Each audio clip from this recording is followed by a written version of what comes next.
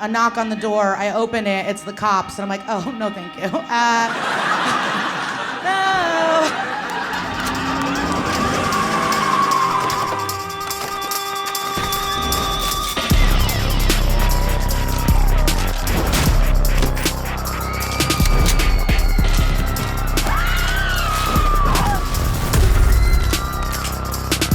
Good afternoon, ladies and gentlemen. I hope you're all having a wonderful day. This is what's known as a robbery. Do not move, do not move.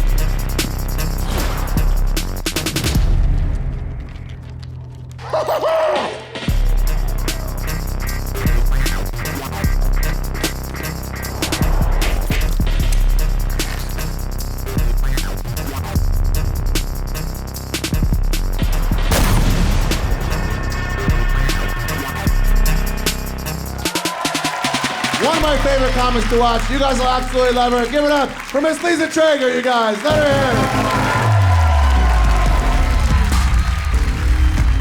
it. My story is about a time in my life where I was just a dumb bitch who couldn't stop getting arrested. I just wanted to be in jail all the time. So the story starts at Iowa State University, where I went to follow my one true passion in life, advertising.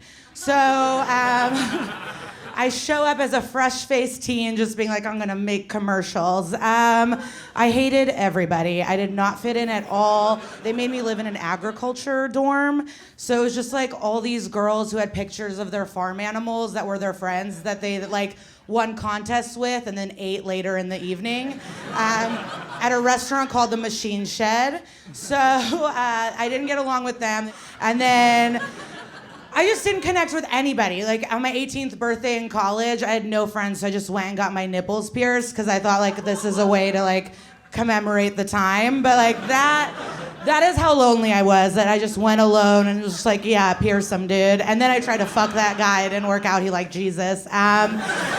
But I tried. He like looked kind of tough. And so I was lonely. I didn't have friends. Like my number one hobby became racquetball.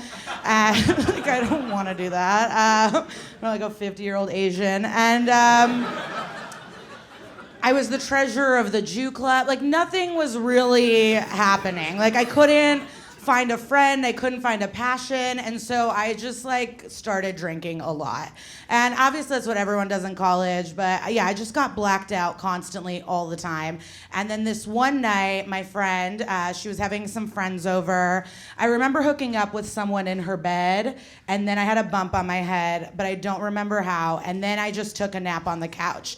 And my friends all knew that I love drinking and driving, so they hid my car keys. So I went, and I know people are like really anti-drinking and driving, but this was like 10 years ago. So you all got silent. Who has DUIs here? How many of you? Yeah, okay. Hey guys. But yeah, it was just like a fun thing to do. So like I rummaged around, I found the keys, and I went drinking and driving. But I was driving to my house, and then I was like, I was just right by my house, and then I was like, I want Burger King, so I kept driving.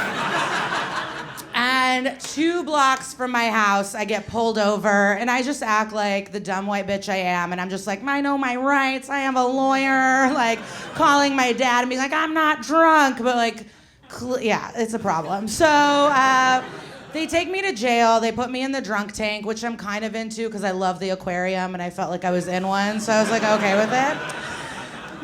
And I did feel really bad about myself. Drunk driving sucks. You can kill. Like, it was really an embarrassing, sad time in my life. And I was like, things need to change. I need to become a better person. So I went to AA, and then I was like, oh, I'm better than everyone here. So I never went back to AA.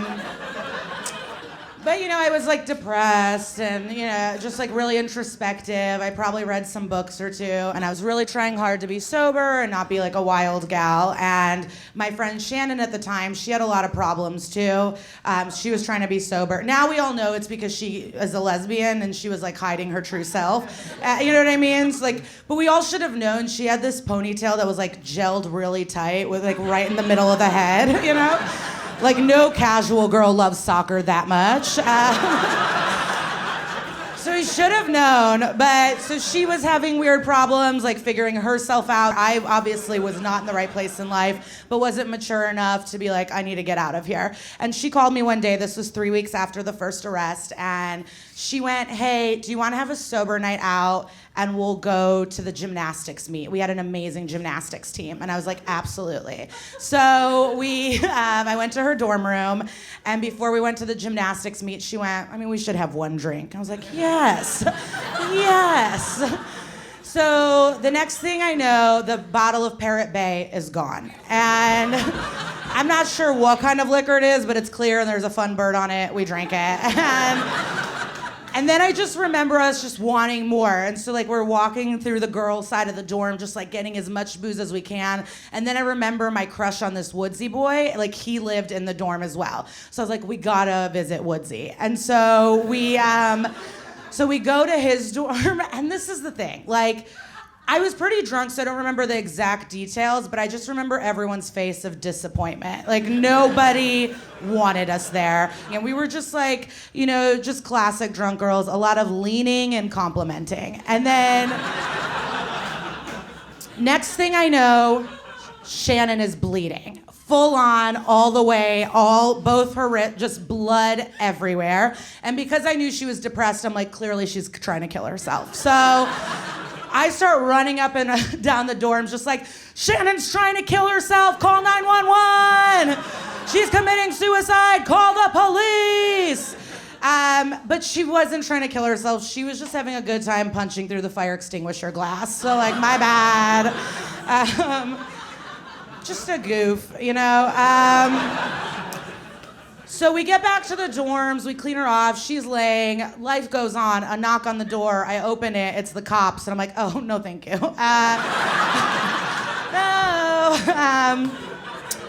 So I just close the door in their face, but it's like flimsy dorm doors, so they're able to come in easily. And I just start shoving these men. I'm just like, no, thank you. You know, just like, no, just as all my might. You're like, yeah, thank goodness you're white. You know, you would not be here today. And I feel the same way. And so I'm just shoving these guys. I'm elbowing them. They finally like get me into the hallway and go into the dorm to help Shannon. And I just start screaming, kick him, kick him, kick him. So she's kicking these cops. And I'm screaming in the hallway, and I'm sure the cops were like, we're trying to help a girl trying to kill herself. You know, like, what is that? Like, I'm sure they're like, oh, we're doing the Lord's work or whatever. Someone's trying to kill themselves, and these bitches are just yelling, kicking, and shoving them. So the cops were actually very, very nice to me, and they're like, hey, we know you're having a wild night, it's fine. Just call a friend. If you have any sober friends to pick you up, you don't have to go to jail. But it's the middle of Iowa on a weekend. No one's fucking sober, okay? Like, what are you there's horses on the campus. We're bored, okay? There's nothing to do. So none of my friends were sober, so I had to go to jail. And as soon as I figured that out, I just, instead of being like, oh, please, please, please, I went, if you were smart, you'd be a detective. You should have gone to college, you hillbilly trash. You just couldn't graduate from high school, you losers. So they handcuffed me pretty tight, and then to really stick it to them, I went limp, and they had to drag me into the police car.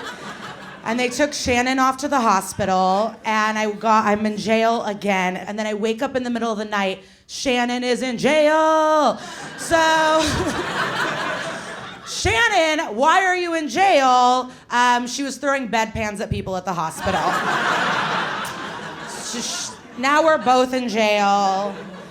My sister, back home in Skokie, finds out about this. I call her and her husband drive 10 hours in a blizzard to Iowa to bail me out of jail.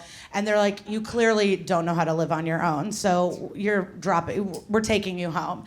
And then they got me a Big Mac. So full circle, I finally got my cheeseburger at the end, But so we go back home, and then I followed my next true passion in life, data entry. And it was so depressing. So I was working in data entry, and I got a really bad haircut with layers, with blonde hair, and they over-texturized it, so that's upsetting. And then I was living at my parents' house, and just so sad. So I I didn't learn my ways. I just kept drinking so much, and I just kept being a mess to society. And then it was the White Sox home opener, and this is the year after they won the World Series. So this was an exciting day. And when they went to the World Series, I got acrylic black nails that said White Sox in white letters with diamonds on them. So like, you can imagine. And so we are pumped. It's my friend's 21st birthday. We are going to the White Sox game. This is a whole new life. We're back in Chicago, you know? And I got arrested third inning. I know you're all you're all wondering, oh my God, what did you do to get arrested? I don't know.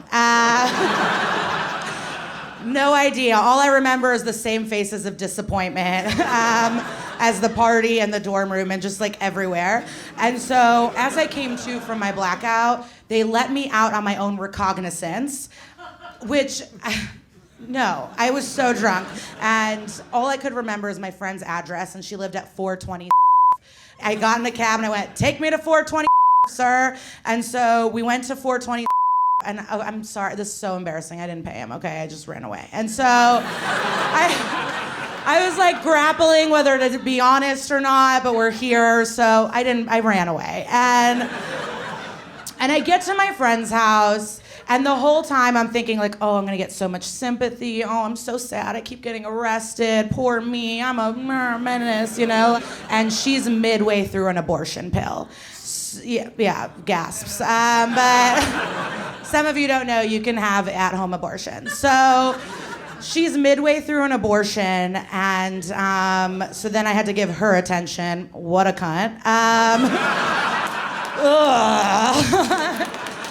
So annoying. But, you know, and I haven't been to jail since, so it's been 11 years. Thank you. Yeah. And I guess the lesson of this truly is no matter how bad life gets, just know that someone's at home in the middle of an abortion. So it could be worse. All right, thanks so much, you guys.